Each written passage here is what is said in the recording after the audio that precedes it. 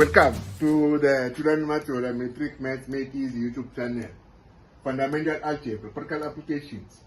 So we're on the second one. A times B greater than 0 when both A and B are greater than 0, or when both A and C and B are less than 0. But now we're not dealing with the A's and the B's, we're dealing with the X and the f of X.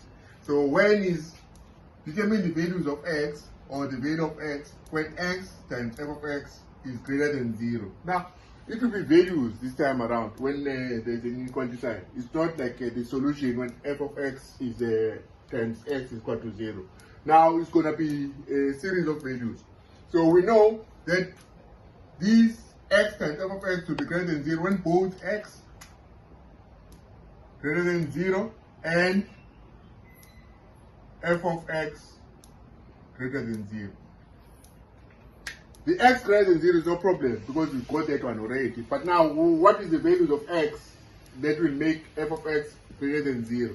Then we know on the graph that f of X is 0 here at X equals to 1. So they will be both be greater than 0 when X is greater than 1. Because when X is less than 1, f of X is negative.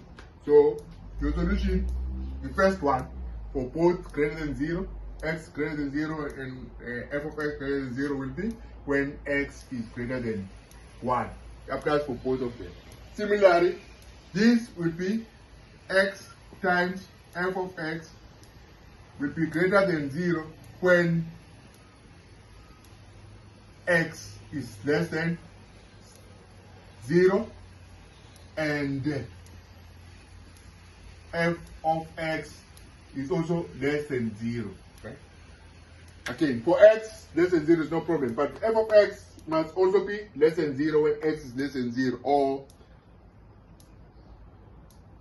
X must be less than 0 when f of X is less than 0. So now, we can see from the graph here that when X is less than 0, f of X is also less than 0 as well.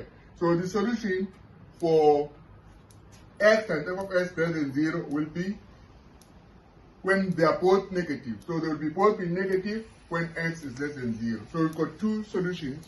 So X times f of X is greater than 0 when X is greater than 1, because they are both negative. Or f of X times f of X will be less than 0. So they will be greater than 0 when X is less than 0. So we've got two solutions. Yeah? But you can't say and, you can't say or. No, you can't say and, because X can only be greater than 0, greater than 1, or X can be less than 0. So for your 2 marks, here, X times f of X will be greater than 0 when X is greater than 1, or X times f of X will be greater than 0 when X is less than 0. So, hope you like again the explanation of how easy it is to get your 2 marks there.